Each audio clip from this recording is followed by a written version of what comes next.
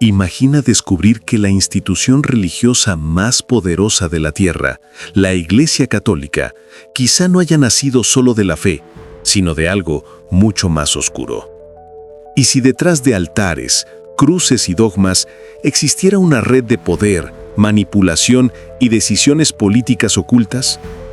Durante 2000 años, miles de millones de personas han seguido sus enseñanzas, creyendo estar ante la pura voluntad de Dios. Pero, ¿y si la verdadera historia de la fundación de la Iglesia Católica nunca hubiera sido contada por completo? Hoy vamos a sumergirnos en las sombras de la historia, entre concilios secretos, emperadores ambiciosos y conspiraciones que atravesaron siglos para responder una de las preguntas más polémicas de la humanidad. ¿Quién fundó realmente la Iglesia Católica? Aquí habla Wagner Enrique. Y este es el canal Hechos Interesantes de la Biblia. La versión oficial afirma que la Iglesia Católica nació de las enseñanzas de Jesucristo y de sus apóstoles. Después de la crucifixión, ellos se esparcieron por todo el Imperio Romano, predicando el Evangelio en medio de la persecución y el miedo. Durante siglos el cristianismo fue una fe marginada, considerada peligrosa, casi una rebelión espiritual contra Roma y sus dioses paganos. Pero ocurrió algo extraordinario. Una religión sin ejércitos, sin riquezas y sin poder político se convirtió en la creencia oficial del imperio más poderoso del mundo. ¿Cómo fue posible? ¿Fue solo el poder del mensaje de Cristo? ¿O había algo más, una alianza secreta entre fe y política? Aquí surge una de las figuras más controvertidas de la historia, el emperador Constantino el Grande. Antes de él, los cristianos eran casados. Después de él, se transformaron en la religión del trono. ¿Por qué? ¿Constantino fue un hombre de fe o un estratega que vio en la religión la herramienta perfecta para dominar el imperio? En el año 313, firmó el famoso Edicto de Milán, garantizando libertad religiosa.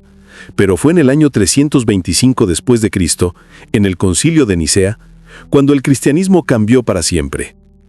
Allí, obispos de todo el imperio se reunieron para definir cuál era la fe verdadera.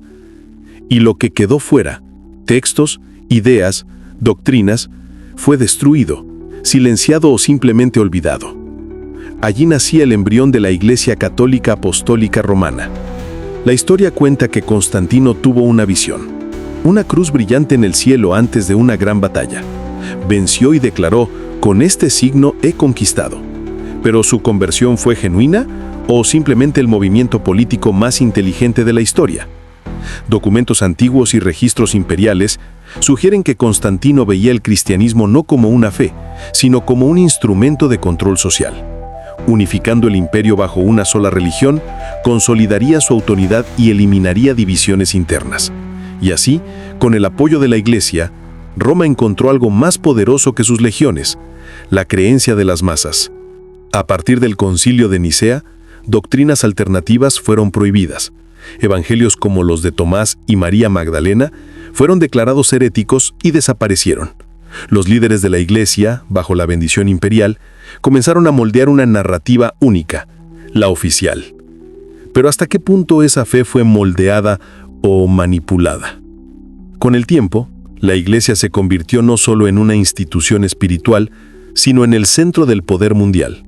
Dominaba el conocimiento, controlaba la educación y decidía qué podía y qué no podía ser leído. Textos científicos fueron quemados, pensadores silenciados y cualquier amenaza a la autoridad papal era tratada como herejía. La Inquisición, por ejemplo, no solo defendía la fe, sino también preservaba el poder.